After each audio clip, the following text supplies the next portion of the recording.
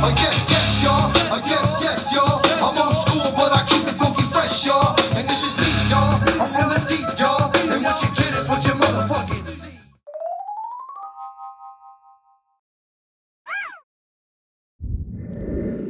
Welcome back, humans! You know what day it is, and I'm back a day late, but I'm bringing another ventilation. And I hope everybody had a great holiday. And if it's still going on, hey, happy holidays. But during these holidays that just passed, all the movies that are running on these marathons, you got all the movies running nonstop. There's a few of the Christmas movies that I felt like needed some more explanation before they continued on with some of these sequels. And I don't know about you humans, but some of these, some of them caused like conspiracies and stuff. But I'm not going there yet. Maybe I'm not. I don't know what's going on, but these movies need some more explanation. And I chose a few. I mean, you can go through all the Christmas movies, but we ain't got time for that. So I'm just going to go through a few that I chose. I think, like 3 or 4 movies here. That need a little more background. I think just a little more like, hey, what about this and what about that? Kind of explanation, a little more in depth. And I'm not saying I have the answers. I'm just saying I have questions. And I'll start with the movie Scrooged with Bill Murray. And man, oh man, great big fan of the guy. Love the movie. Love a lot of his movies, almost all of his movies. And had trouble with the Garfield ones, but hey, so did he. Anyways, so the man gets visited by 3 ghosts. Okay, so is he on drugs? Is he have a problem with like hallucinogens? Like what's going on here? We need some more explanation on like what's going on here, other than the average Scrooge story, because the Scrooge story needs more depth. And I know it's like, oh, well, let's ask Disney. No, we don't have to go there. We don't want to ruin it for children. But I really need to know. It's like one ghost shows up with, I think, what is it? The past, present, and the future. All these 3 ghosts. And then he like changes his heart and he becomes some nice guy all of a sudden. And like what I think is kind of crazy is like, he starts off being some jerk because he's like, some big boss guy at some network, being a jerk. And then these ghosts come. And then they tell him, take him all these different ways and show him all the people he's been around. And like, I don't know why he doesn't think like, maybe why doesn't he just move around some new people? It looks like he's got enough money to do it. or like who's just used to just seeing ghosts? Like why did it take 3 damn ghosts for this guy to get convinced to be the nice guy? Like how did it take 3 ghosts? This is like, I don't know. I've been thinking about that. Like, just, do super rich people see all kinds of ghosts all the time? Is that like just some normal thing that it took him like 3 visits, from 2 other ones before he was like, oh, now I get the picture. Now I see you for real. It's just crazy. It took 3 ghosts. I mean, I don't know what your ghost limit is, humans, but my ghost limit would probably be 1. Even in a haunted house movie, like mine would be the shortest movie ever. It'd be like on the YouTube shorts. It'd be like, you walk up to the house, you hear a scary noise. All right, let's get back in the car, lock your doors and, don't even turn the car off yet. Let's just go see what happens. And one of you guys stay in here. It already looks sketchy. Somebody stay in the car. And don't let it be the person that always going to get killed first either. I don't want to get canceled, but you know who you are. But anyways, I mean, like, what is your ghost limit? Like, for real, taking 3 ghosts. Or are you that asshole? I apologize, humans, but if you're in that category, like, are you that asshole that's like, oh, you're just used to seeing ghosts all the fucking time? Because I don't like that kind of asshole. If you're just like, oh, you're just so used to getting ghosts. Like, what are you, like a fucking psychic? Or are you just some kind of ghost fucking, what do they call that? I don't even know what the fuck they call that shit. Somebody that talks to ghosts other than psychics. I know there's a word, but I can't think of it. But for real, are you that asshole that's just like, oh, like ghosts ain't shit, Or are you that kind of asshole that's like, oh, time travel is nothing, like, because I do it all the time? Are you one of those kind of assholes that just time travels all the time? Like a time traveling asshole? I need to know this. Time traveling assholes got to be those guys. They got to be assholes. Because they just know everything. So they got to be an asshole. All you time traveler guys. But anyways, I'll move on to my next film. The Santa Claus with Tim Allen. Love the movies. You know, my child loved it when we watched them together when he was youngster growing up. It was awesome. You know, he did all these stories, but there was more answers I needed. Like, I have like so many questions now that I'm older. I think now that I'm older, I'm like, what's going on here? You know, with my old ass. So I'm watching this movie, and so like, you know, first of all, right in the movie, Santa Claus dies in a violent accident in this man's house, and there's no insurance claim. Like Jake from State Farm doesn't fucking show up anywhere. The Libbity Bibbity doesn't show up nowhere. None of these guys show up. The guy from the Spider-Man fucking newscast fucking commercial don't show up.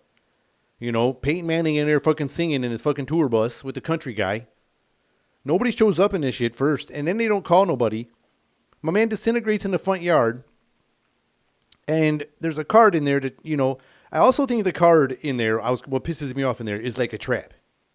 Not only do they just like forget about Santa Claus dying violently in your front yard and just disintegrates to dust. You know, the card is like a fucking trap. You know, if you think about it, it doesn't say nobody knows to fucking read the little thing. It looks like fucking red trim. You know what I'm saying? It's like the fucking Carnage letter that my man sent to fucking Eddie Brock in the fucking Venom movie. You know, just wrote it all in this tiny little red shit. You don't see it. It looks like fucking trim.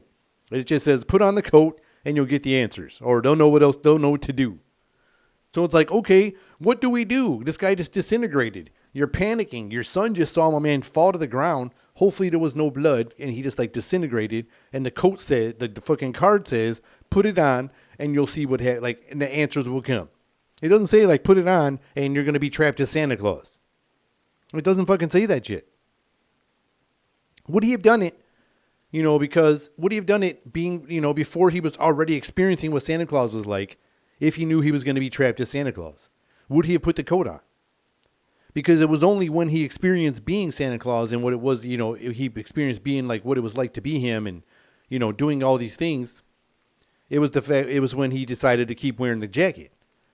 But if it was before he had any experience, my man disintegrated in your front yard and you put the damn coat on, would you still put the coat on? Is the real question. I don't know. I don't know. The government gets involved, you know, when he's all trying to be Santa Claus, you know, and they're trying to arrest his ass. You know, the first thing they do is want to arrest his ass when it's fucking Santa Claus. If it's real Santa Claus, and the first thing they want to do is put him in jail. They're like, we want to weaponize your Santa technology, pass it on. You know, we want to infiltrate enemies' chimneys. You know, in our next war. It would be glorious. So, of course, they want to fucking arrest Santa Claus. But I also think it kind of bothers me that they never talk about the violent death of Santa. Like, he fell off a roof and just splattered in the front yard. So he hit the ground so hard, he disintegrated to nothing. He disintegrated to magical dust. He hit the ground so hard. And just nobody wants to talk about Santa no more. It's just like, oh, you put on the jacket. It's the clause. And it's not even like Santa Claus. They made it like a fucking, like that's the contract, the clause of a contract. It was like a trap. It was a trap and he should have been ready for it. He should have been fucking onto that shit. But like I said, I don't know if I would have put the jacket on, not getting the experience prior, you know, to making that decision, you know. And then when they have the sequel, you know, then they force the dude like, oh, you got to get married now. You got to get married, and then they put him on the spot again. Like, there's another trap. The next one, there's like another one where there's a fucking trap. They're like, oh, man, if you don't get married, man, fucking Christmas is over. Everybody fucking sad. You know, the whole world fucking dies of sadness because you won't fucking get married now.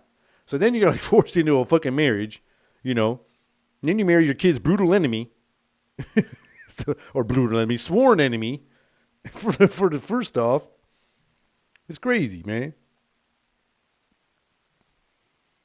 For real, like, are you going to be one of those assholes when it comes to the Santa Claus movies? One of those assholes that just let Santa die in your fucking yard? Of course you're not, man. You're going to probably read the card and put the coat on. You're probably going to panic. I need some answers. Or you're going to panic and go inside and just call 911 and just be like, I don't know. He fell right there. You know, what's going on? And then the cop's like, this card says we'll get the answers. And then the policeman gets trapped as Santa Claus. And then you're still having the court battles in the movie, like, you know, trying to do custody battles with your kid. Who knows? Who knows? But I just needed some answers on that, you know?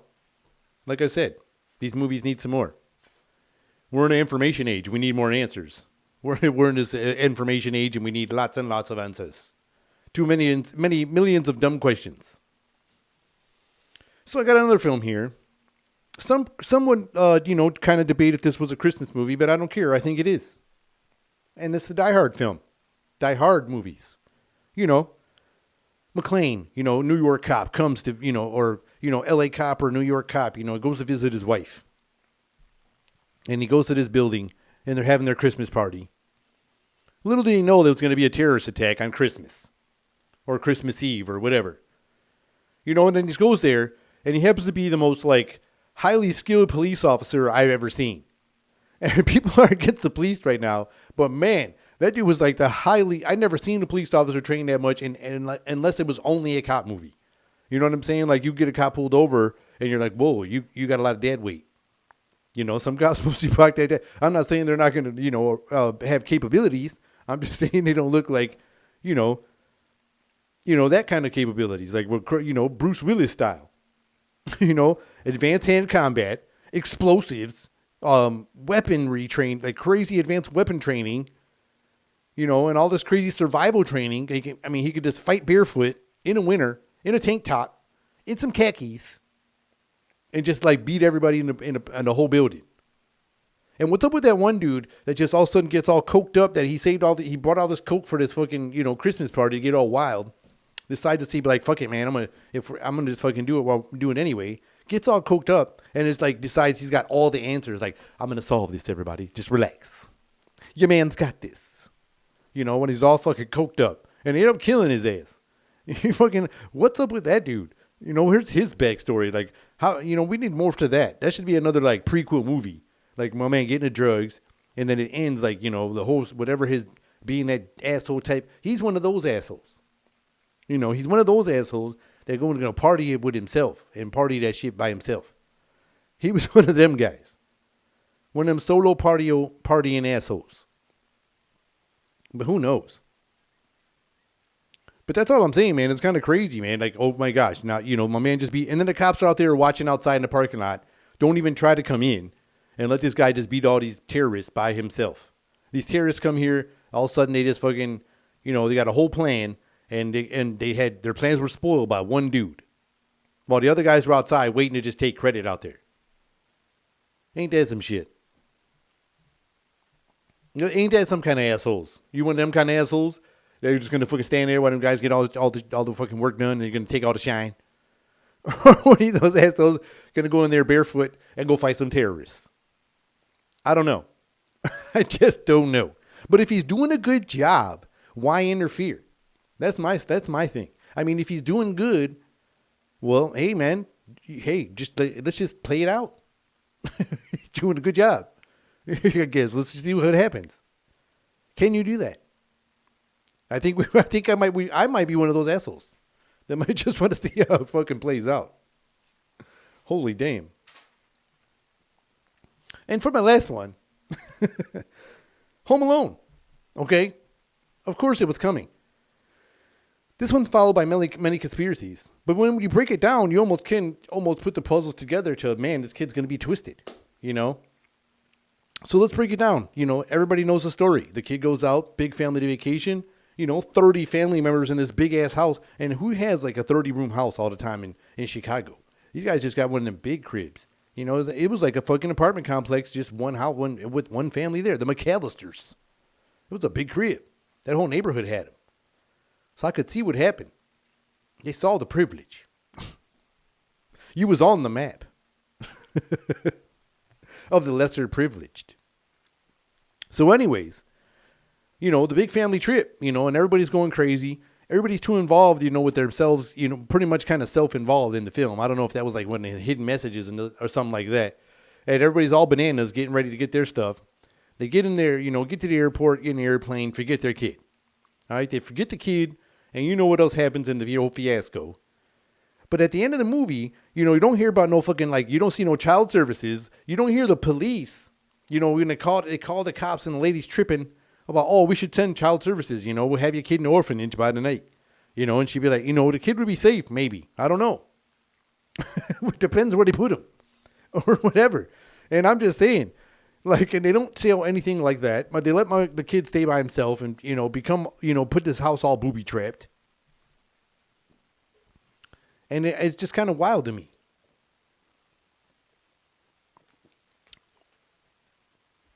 It's just kind of wild. And then he gets all obsessed with his serial killer neighbor who happens to save his life. And then he probably hangs out with the kid at the end of the movie because they don't really tell you this, but they all wink at each other at the end of the movie. And he probably took him under his wing, teaches him all his serial killer ways, and that's why he became Jigsaw with all those conspiracy theories. The kid, and then the second time, you leave him again the second time. Then he ends up in New York. Commits credit card fraud. You don't even hear about him going to court. You don't hear about him going to court or getting in trouble for none of this. I need these backstory explanations.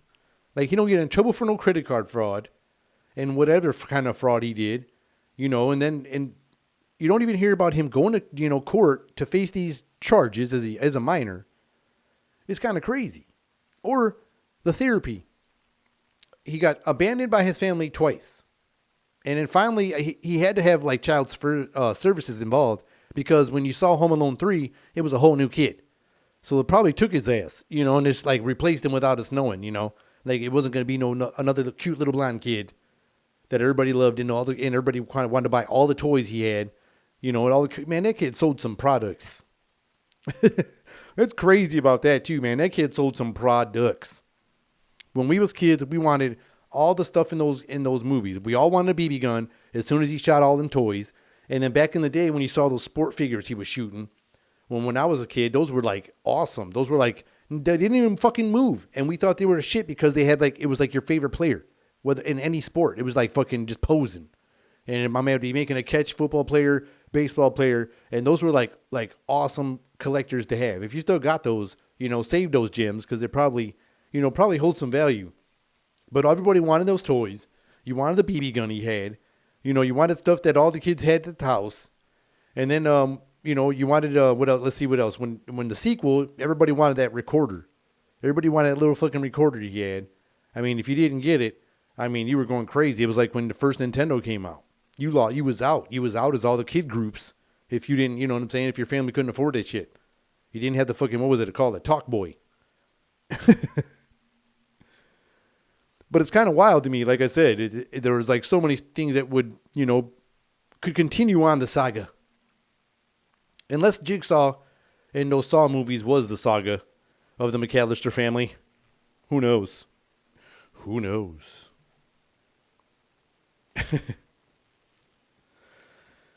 But anyways, I'll keep it rolling.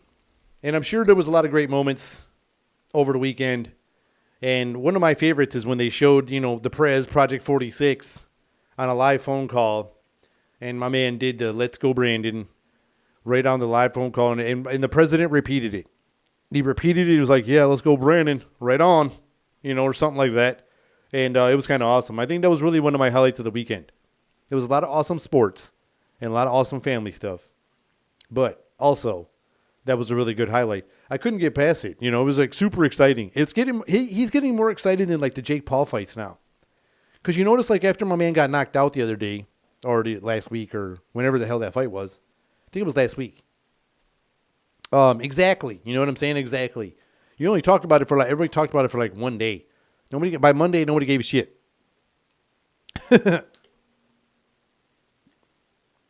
That's why I feel like some prize fights should be on the middle of the weeks. Kind of shake things up and give you something to talk about, before the weekend starts. And like I said, man, lately they're getting more. They're not getting that entertaining because, he still got his fans supporting him and everything like that. But you just want to see him fight a real boxer. He claims to be a boxer. Let's see him fight a boxer. And I know it's a weird segue and everything, but like, I'm just saying he's losing. I feel like he's losing entertainment. Like even the president's getting more views. I feel like the president's getting more views than him. When he was on fire, like the last fight, the first time they fought. But anyways, I feel like if he claims to be a boxer, I want to see him fight a real boxer. I don't think Tommy Fury is a boxer. I think his last name is a boxer of a family, but the dude's not a professional boxer. He's got a record of something like 7-0. I ain't never seen him headlight no fight card. I ain't seen him on TV, and I watch boxing. I'm a boxing watching fool. I watch it like I've been watching it since a kid, dude, with my dad, rest in peace. Like every fight, man. I got a boxing library, man. Like if boxing sucks on sometimes, I'll watch my old fights. Anyways, even though you can go to YouTube and watch them, I still fucking pull out the old VHS shit and watch the shit I got. I'm starting to convert some. But anyways, I don't think he's a real boxer.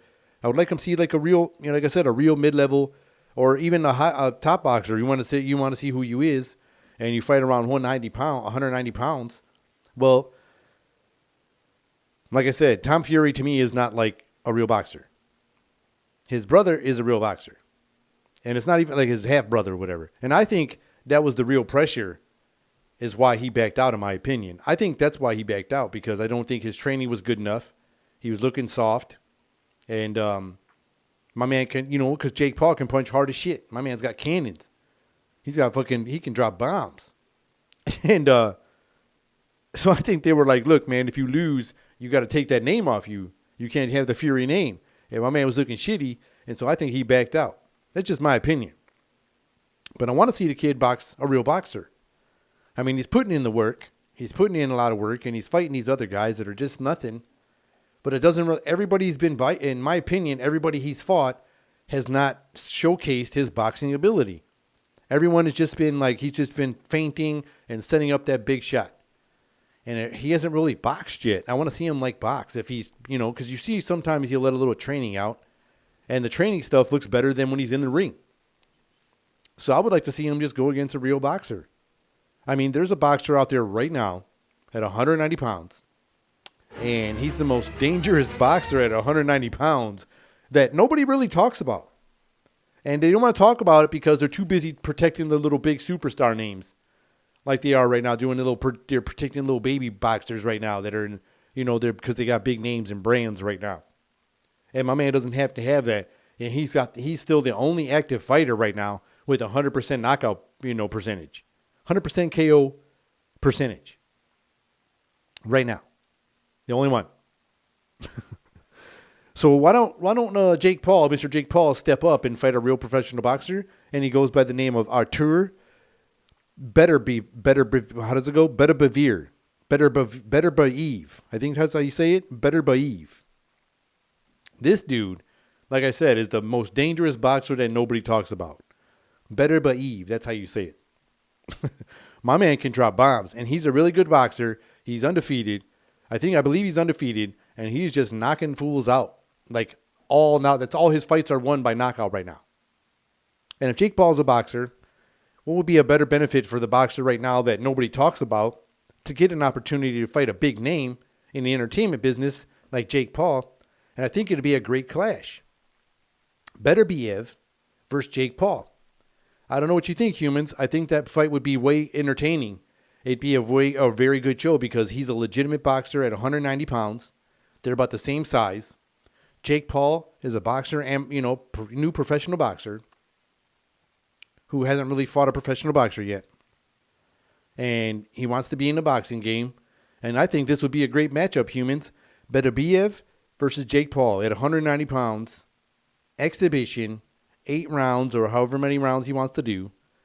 And I think they should do this because I think it would benefit them both. He would get to gauge himself against a real boxer. He would get a nice exposure so people that don't hear about him will hear who he is and want to see him fight some big names, especially if he's victorious against Jake Paul, which I think he could, knock the crap out of Jake Paul. But like I said, Jake Paul does got some heavy hands. And a puncher, there's always the puncher chance, in a boxing match.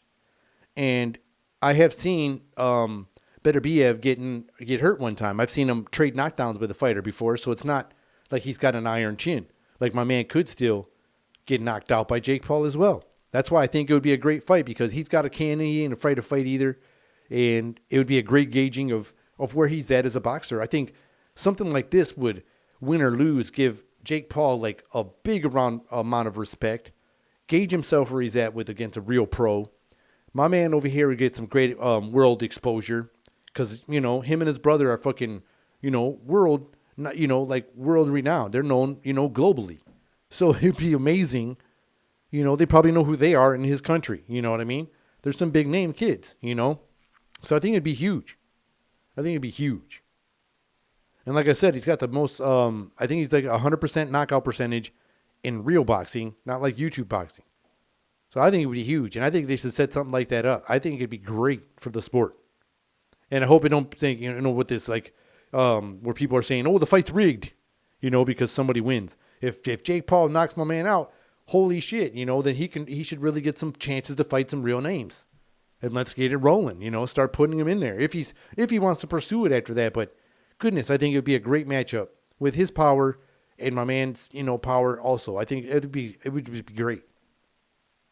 Y'all should check out Beterbiev because my man can box, 190 pounds, dangerous dude nobody talks about. A lot of guys just kind of want to, avoid him. And here we go. Jake Paul, Beterbiev, real boxer. Not these nobody boxers. Don't go it seems like he takes his time to search around for a boxer they can say is a legitimate fighter, but they already know it's like a winnable match. Some people, that's what it feels like to me. It's a calculated choice. Of course, you want a big name, and then you got to make sure it's going to sell because the person has to have some kind of sellability about them having to fight, a fighting background. So all I'm saying is I would like to see them fight a real boxer. Both of them. Both of them could, even that guy right there could probably make weight to fight both brothers. And it'd be interesting. It'd be real interesting. So I don't know what your thoughts are on that, Human, but I would love to see that one. And I hope you all enjoyed this episode. And if you did, I'd appreciate it if you would hit that like button, smash that subscription, and turn on those notifications because I'm here twice a week. My name is Jaime, and this has been another episode of Meant to Vent. Till next time, humans. See ya.